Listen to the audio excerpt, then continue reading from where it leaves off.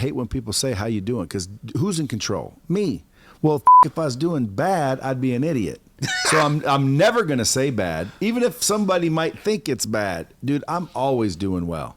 Yeah. I'm the one in control, and I know that. So it'd be a stupid answer if it was anything other than kick ass. I'm kicking ass. I'm taking names. I'm positive. I'm grateful, and I'm excited. And you're real. The universe will filter out the right people if you let it. And the way you filter out the right people is you be authentically who you are. Because if I'm not really who I am, you might like me, when in reality, you probably shouldn't.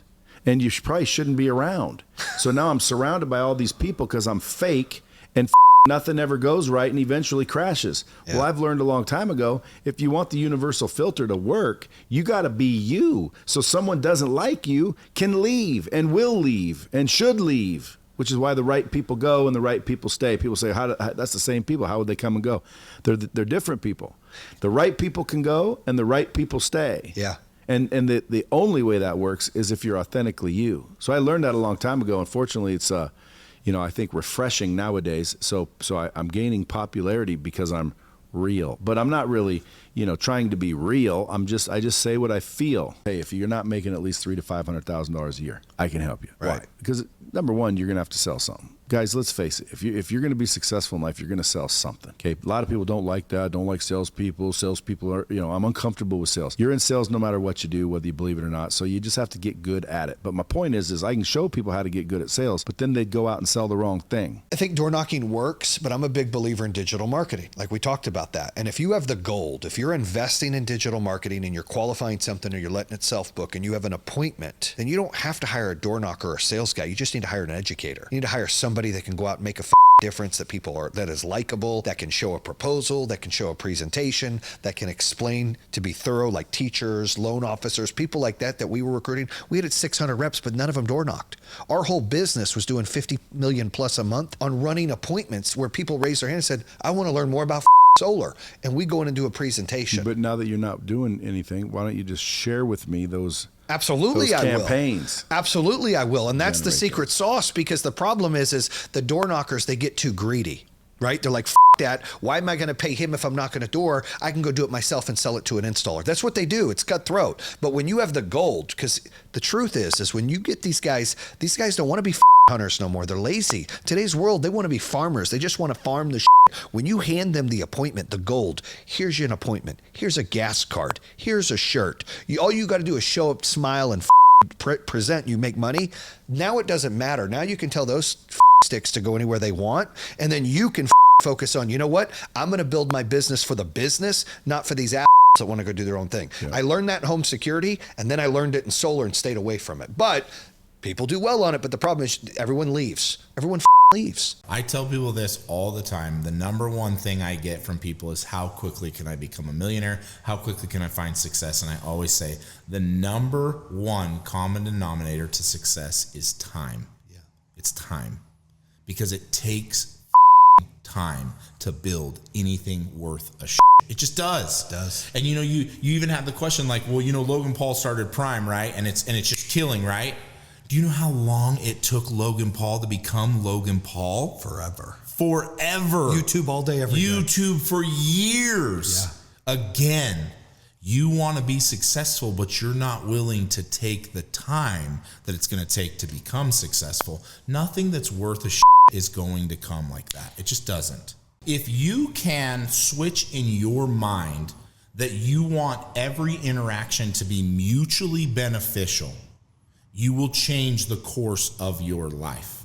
If every interaction you have in your mind is set up to be mutually beneficial, meaning you don't go into it unless it will be mutually beneficial, you'll change every single interaction. Because the majority, and when I say the majority, I mean high percentage, all people are doing is going out and looking out for number one. They're only looking out for themselves. What can I take? What can I have? What can I get? It's never, what can I give? I want to have the most impact on the biggest crowd I can possibly touch with this one idea. And that is, I genuinely believe in God. I believe that God is our Father and that we are His children. If that's the case, then we have the ability and the potential to do and be anything that we want in this life, 100%. I want to help people understand that principle, comprehend that principle, and then actually begin to believe that principle. If I can do that, if I can leave this earth with millions of people being convinced of their own potential and capabilities, I'm going to the grave as happy as I could possibly. That's awesome. So for me, all of my mistakes led into my inadequacies, which taught me I needed help. Yeah. And then that led me to the greatest piece I think that I learned from growing up until now. And that's, I would rather have a small piece of a huge pie than a big piece of a small pie. Yeah. And that's when things started to change for me. That mindset that people have is I think it's ego driven, it's pride driven, and it is greed driven. And they don't realize that it really does take a village when you get to a certain point in a business. You can be a solo entrepreneur and run that shit till you get to X. But if you want to get to Y and you want to get to Z, you can only be great at a few things. God didn't put me here to be like you or anybody else. God put me here to listen to him and to follow him. And I've said this people have this weird idea of lions, not sheep. The very best leaders have mastered the art of following. Like the very best leaders have mastered the art of following. The real question is, who are you following? My job isn't to curate the best message that's going to get everybody to love me. My job and responsibility is to, when God says talk, I talk. When God says share, I share. When God says post, I post. Yeah. That's it. That's my only job. And that's why, a lot of times I won't even read the comments. I'll just, I disappear from it, because it's like, that's not what I'm attached to. How you receive this, what you do with this isn't what I'm attached to. What I'm attached to is making sure that I'm hearing God and I'm saying the things that he wants me to say and doing the things that he wants me to do, shining that light. You know damn well, if you plant your flag and you're like, this is who I am, this is what I believe, these are my morals, these are my standards, this is my declaration to the world, this is how I feel about, being a father, being a husband, being a patriarch, being a leader. You're gonna get people that are gonna want to with you. You're gonna get people that are gonna talk about you. You're gonna get people that are gonna lie about you, this and the other. I love that. I do too. I love that because it means that I'm saying something that's sparking something. I'm flipping a light switch on, and there's a lot of people that don't like it. But my job isn't to get you to like it. My job is to simply shine the light. That's it. I got one job. That's why I tattooed this lighthouse on my arm. It's like every day I've got one job. Shine the fucking light. I don't give a shit if it hurts your eyes. I don't give a shit if you see. I don't give a shit if you follow. It doesn't matter. I'm not attached to that. I'm attached to one thing, and that's shining the light. That's a dope analogy. I never even looked at it that way. Yeah. That's awesome. Like, you've got a bomb-ass Lamborghini here in the warehouse, a sick-ass Lambo. And I always say confidence and arrogance, there's a very thin line. It's one of my shirts. It's a thin line, and I like to ride it. Right. And when you're arrogant, you treat people like you act like you're better than them. That's not necessary. But to have confidence means, yeah, I'm successful. Yeah, I can do this. Yeah, I have an ego. I know what I want to do. I have nice I'm allowed to show it. The problem is the people that talk oh, you lost this money, or oh, you drive this car. Those are people that will never do it. Yep. Those are people 100%. That don't take chances, that just sit there and they hate and they don't know what else to do, and they really don't matter. Right. But everybody listens to them. Yeah. Everybody feeds into it. Listen to losers. I mean, they always talk about the loudest boos come from the cheap seats. You know what I'm saying? Before you talk about my car, you go do it. Before you talk about me losing millions of dollars, you go make $1 million. That's all. Those are the rules. That's how it works. Until then, shut the up. Exactly. Because you haven't done it. One of the most insidious forms of child neglect is a parent who's not pursuing their own dreams and potential. And then you start projecting those limiting thoughts and beliefs onto your children unknowingly. Slowly but surely it leaks out of you. And you start shrinking what life is, what their potential is. And you install these belief systems in your kids, because most things your kids will get from you are caught, not taught.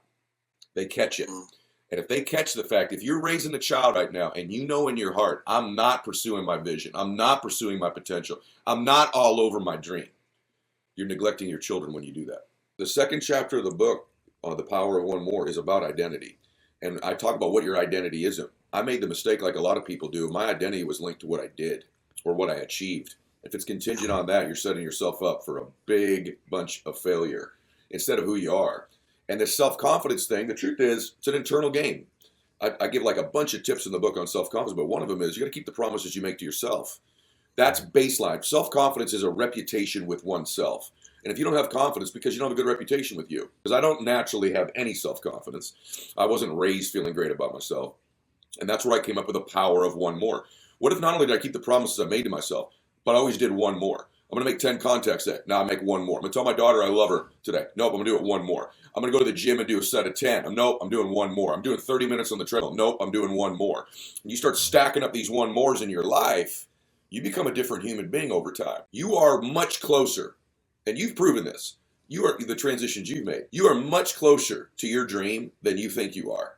And because you think it's far away, you have a depth perception issue, not a vision issue. It's depth perception. You think it's so far away, you behave like it, and you don't see the things around you. Here's the truth. You're one decision away from a different life. One relationship, one meeting, one thought, one podcast, one emotion, one book away from a different life. I have a chapter in the book called Busting Open the Pinata. It's the magic of compound pounding, which is what you're saying. You're making invisible progress most of the time, but you don't know it. And so it occurred to me, I'm at this 5-year-old's birthday party. They're hitting this pinata, the kids. First kid pounds the pinata, no candy comes out. Second kid hits it, no candy comes out. Third kid, no candy comes out. Now some of the kids are starting to quit and get disinterested. About the 6th kid gets up, hits it one time, bam, all the candy comes out, everybody celebrates. That's how life is. You're making invisible progress. They were breaking down. The last hit didn't break the pinata. The cumulative hits broke the pinata. But most people won't stick around long enough for whatever the proverbial candy is, the relationship, the body, the money, the business. As they're making these compound pounds, you're making progress. It's just invisible over time. So there's a pinata analogy in our lives. We think it's going to happen as quickly, and it's so big. Just keep taking swings. I know that sounds sort of like rah-rah. It's not. You're making progress invisibly. The truth is, when my dad got sober, I wrote one more because my dad tried one more time to get sober. When my dad got sober, I said, Daddy, are you going to stay sober the rest of your life? He goes, I don't know. I'm going to stay sober for one more day. And so if you're thinking about quitting whatever you're doing, just don't quit for one more day. You don't have to make a lifetime commitment to something, right? You have to just not do it for one more day. You know, a lot of people don't want to do what it takes to win. They'd rather have fun. They would rather have fun. And I was telling my son the other day, I said, Max, he's a golfer. He's a college golfer. I said, Max, remember what Dad's telling you right here. Winning is more fun than fun is fun. And it's a fact, man. You win, that is more fun than any empty fun you think you're going to have. Do the things other people aren't willing to do, man. And when you win, that's 1,000 times more fun than at the club or watching Netflix or laying around eating Cheetos. Winning's more fun than fun is fun. Just like how I could post, hey everybody, let's do some burpees on my page for our people. Let's fucking do this. And I get 500 fucking messages. Come on. It was the same way in prison. It was the same way everywhere I went because I fucking live it to a T. We only should seek a leader who actually incorporates his teachings. That's it. Yeah. That's all you should fucking look for.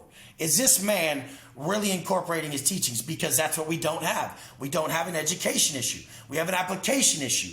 Your teacher, your guide, your motherfucker, your mentor has to be fully applying what he teaches for you to have the faith in it. And then his group has to be applying it to a T. Get way passionate remembering the stories of being in prison and being incarcerated and then thinking about where we're at now. Like, I'm going to leave my penthouse now in my Ferrari F8 that I bought cash. And I'm going to drive it back over to my mansion in Rancho Santa Fe that's 9 acres. That's a just compound. I'm just going to walk by my 9 other exotics that are all paid for cash. I'm just going to let it resonate that we ain't even started. And who gives a shit? Take all this shit. Take it all. You can't take the intrinsic worth I've put in my soul from the work I've done every day. And that's what a true entrepreneur is. That's what a true man is. Someone who validates himself with the work. And I always have people who have trouble finding their validation in other places. I'm like, you only validate yourself with your habits and the work, not the result. The man who validates himself with the work and the habits over the result itself, he can't be stopped. People don't understand conscious autosuggestion. What are you saying? When you're in prison for a long time, your mental witness is so sharp because there's no distractions. So your mental witness, you're watching your thoughts and emotions and everything take place all day. So I've become a master of that mental witness, and I've learned to just stand back and watch my mind work to where I just make sure my daily habits are non-negotiable. Boom, they're set. I'm doing them. I don't give a they're done. And then I just watch my thoughts all day and make sure they're aligned with sticking to everything I need to do and constructing deeper topics, which is the bread and butter of my business, that I'm a deeper thinker and I'm actually a thought leader in the group of people that are my people. I wake up every morning so angry that I could give a about anything I've done. And alls I equate that to is what we think is our greatest weakness is actually our greatest strength once we denounce it. So strength is built through restraint. When I restrain that anger and I chip away at that anger with positive acts, it slowly goes away. And the law of polarity will state that someone who does not know the depths of hell cannot know heaven. And so like I know the depths of anger and frustration every day. So I reach gratitude and elation at a different degree most people could ever understand. So I really believe people live so weak with so little intensity, with so little commitment that they can't know these two ends that I know. And they'll never be able to reach that level until they take themselves into these places that I've took myself, not meaning prison, meaning within. I coach from compassion and compression, but I'm the opposite. The person who's weaker and is struggling, they need you to compress them. The people like us, we need the compassion because nobody cares about us at the top. Yeah. One of the most famous people on the planet, everyone knows who he is, called me the other day. He said, Wes, how you doing? I said, good. What's up, bro? What's up? And he's like, you good? And I'm like, I'm winning. You know I'm winning. You see me winning. He's like, nobody ever checks on us. Remember that. And this is like the most famous person on the planet. Nobody ever checks on us, Wes. I said, so I'm on your level? He's like, of course you are. And he goes, remember that. Nobody checks on us. And I'm like, that was real. So that's a long time ago I adapted that, but I knew it was confirmed then that the top people, who people don't give any leeway to, they just assume we're good, they need the compassion. And the people at the bottom who are just always everyone's always accommodating their shortcomings because they're weak, which is disgusting. They need to be compressed as a I just get from my wife every now and then. You're just so hard on the kids. You're just so hard on employees. Because I've got like, look, you can't fix stupid. You can control what you can control. You put in your efforts. Everything's about effort. Everything's about drive. Everything's about believing in yourself, having confidence. If you have zero confidence, you're not going to do shit. And so, no, nothing. It's all you have. If you don't love yourself, you can't love anything else. Like, and I tell my girls like this, wife sometimes says, you got to learn empathy and sympathy. I'm like, the I do. Like, my strength is what I am. It might be my weakness, but that's who the I'm built to be. See, the thing is, the biggest thing is that love ain't lies. So you're not showing them love by lying to them. And if their facts fit something that's detrimental to them, you better show it to them. Because this conflict avoided is going to multiply. So you have to just cut it where it's at. If you love someone, you won't lie to them. I'm like what you call a sapiosexual. Like, I'm really attracted to intelligence. So if someone found something out that I couldn't figure out, they trumped me. I'm like, oh, that like, I have to figure out the next thing. Like, and I always dig deep on systems. I'm a real systems person. I always say, you'll never rise to your goals. You fall to the strength of your system. So I create systems that are so bulletproof, they can't fail. Only you can fail at doing them. This system is bulletproof. Now we just have to have you do it. Now that's a mindset and a psychology issue, which I can fix. It seems like no matter how well you do, Wes, no matter how far you go in life, people like us, you're never satisfied, right? You're still hungry, right? You can continue to eat, you can continue to buy the cars, you can get the mansion. It's still not enough. And it's not that you're arrogant, but I have a rule here. It's called AGB, always getting better, 1% every day. So if a year from now I'm 365% better, it doesn't mean I'm going to stop and let everybody else pass me up. I got to be another 365% better the next year. And you just keep going and you just keep going. Yeah. And what you mentioned earlier is kind of that mindset. Yeah, happily dissatisfied. I'm happy as I'm proud as myself. But I'm going to sit there and resonate on it and jack off about it all day. I'm going to get right back. I only go for the feeling. So I don't care about the result. I go for the feeling of... It's the win. It's the hunt. The win. Hey, you can't stop me. Can't stop me. I'll be there again. They're like, how do you have so much business, Wes? I'm like, first off, I built my whole following organically, the real way. Didn't miss a post for over 5 years on multiple platforms, not once. And it's like, they're just not willing to put in the work on the days that they don't want to work. Because why? They're selfish. I'm not selfish. I live for the world. me, fuck Wes Watson, him, like his ass. Nobody gives a about that, especially me. That's why I'm successful, because I don't give a about me. Like, wear me to dry every day. Wring me out. Just leave me as bones on the floor at the end of this day. But don't leave me having too much energy when that day ends to sit there and beat myself up about what the I didn't do, like every other man on this planet who has too much energy that he's not using. I think if God gives you that gift of energy, you got to use it.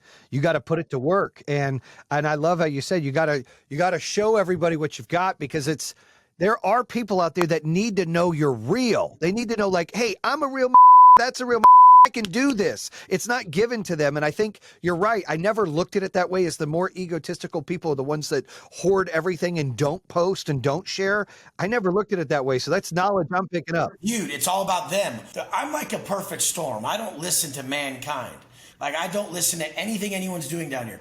I won't even really listen to people unless they fully like match the checklist of what I need to see to listen to them. So that's why I show everything I have, because I need to see it. I need to see it to believe you. Like, I need to see the Stripe account that you really made that this month. And I want to know how much you profited. There's too many of these 20% profit, 9-figure, and I'm a 90% profit, 8-figure, multi 8-figure. So what? We're way different. We ain't the same. My clean because I'm smart and I can operate a different way. But that being said, I really know that the fact of this whole thing is that we have to create the person that we would listen to. Like, I'm the guy I would listen to, and that's why it works. Yeah. If you would listen to Mr. Rogers with a button up, hey, Wes, we're coming to entrepreneur class today, I can't even hear that shit. I know. I'm like, what? I don't want to be like you. If I listen to you, will I end up like you? Well, that. I ain't doing none of this shit. I'm gone. You're right, though. You're right, man. And the too boring. You got to keep it real and authentic. Imagine you're like from prison, and you've been out 5 years. And you're walking out the gym, and everybody has to see you walk out to a new crazy ass car each day, and just know that this dude's murking it. Like, and then I can teach them all for $3,000 or $7,000 how to change their life completely. Like, I have a kid. He signed up the other day for 6 months at 12.5. Like, 2 hours after our first call, he made $1,500, and now I'm gonna ride with him for life, like guiding him. And he's gonna be. I'm just building these dudes who just get it.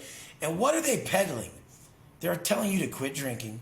They're telling you to stop doing drugs. They're telling you to wake up early. They're telling you to work out, be positive, read, like understand your internal state and like your energy within, and give good energy to people. We're selling the best product known to man, which is healing, bro. And teaching others to do the same. We're not doing it as some granola eating lames who are not who we want to be. Like sitting there by a stream all, oh, this is how you manifest. You have to manifest by doing the goddamn work. Like the who has the highest level of self-mastery, he'll manifest everything, because guess what? He won't negotiate with the work that needs to be done to make it happen in the real world. A lot of are all spiritual bypassing. They think it's okay to like care so much in God or the universe or whatever the they believe in, to where they don't have to do some real work in the real world. It's like you're supposed to be so spiritually inclined that you run by universal laws, they govern you, and you actually have a tangible result on this plane to then guide other people down here, because that's the goal. Like, create entities being created to then orchestrate a massive change down here by truly emphasizing what the moral guidances of an upright man are. Amen to that, dude. A lot of people think they're suffering from adversity, and really they're just not getting their way and crying about it. There's a big difference between adversity, true adversity, and just not getting your way and being a whiner about it. Amen to that. Jay, we know how hard it is to build positive momentum, and the last thing you want to do when you have it is to destroy it. I'm not going to allow myself to only experience blessings and get weak. I'm not going to let myself only experience blessings and get complacent. Like, I'm not going to allow myself to fall off. I'm thinking, AE, some of the battles that you've gone through in life that made you what you are, Don't wait for them to reoccur. Go create them so that the thing that you became by the result of them, you can get those same results without having to wait for them. That's what I'm hearing when I hear create the storm, E. Yeah. Like you don't get muscle from not feeling resistance. Like it's resistance, muscle. It's resistance, muscle. No resistance, no muscle. Like it is what it is. We can't look at resistance in a negative way. We have to understand that resistance has its place. Cardio does something for the body. Resistance does something for the body. And so life resistance does something for the body. And I really feel that this sound that comes from my voice, a lot of the passion that you hear and people go online, what up, it's your boy Poindexter. Like, yo, I feel you try to be like me, and I feel like you're getting loud, but it's not the loud that makes me loud. It is the getting through homelessness. It is getting through my academic struggles. It is getting through all my challenges. It is getting through the relationships that I love and the differences, and we're working it out. Like what you hear is the muscle from the resistance. You don't just hear volume. You hear the muscle that has been developed from the resistance that I've gone through in life. Why are you going into your marriage with I can't take it. If football was a game, you know what I'm saying? And you were able to be mentally strong and tough in a game, but here you are not mentally tough in life. Nothing changed in my life until I took personal responsibility. The day I stopped thinking that, my mom owes me something because she brought me into the world, and maybe she does, up until what? I don't know, 16, 17, 18, like, I don't know. Maybe my biological father, should have been in my life, perhaps. But now I'm at an age where it's like, okay, E, some things didn't happen for you. How long are you going to sit here and cry about it? There are certain things in this country with capitalism that are fair and that's not fair, right? It's like, bruh, 40%, my income, what I'm saying, the taxes, it's like, bruh, what I'm saying? Like, it is what it is, though. Yeah. It's like you can go, man, taxes and not make money, or you can go taxes and figure out how you can make more, and then how you can use, certain laws, and policies and strategize around those, to put yourself in a better economic situation and put others in it. Like, and so I got out of that victim boy into the victor, victor. And I know my state fans they hate when I say it, but Michigan's thing is hail to the victor, and again, I had to get to a point where I became a victor and not a victim. Bro, when you're born in America, I like to believe that God has given us like gifts. Like I just came into this world with this voice. I just came into this world with this energy. Like it's a gift that I have. So all of us were born with the gift. Now, I hate, Jay, when people say, you a unicorn. I was like, bro, don't do me like that. Don't do me like that. I was homeless. I wasn't always using this like this. Like, don't do me like that. I had to foster this. I had to learn to love myself.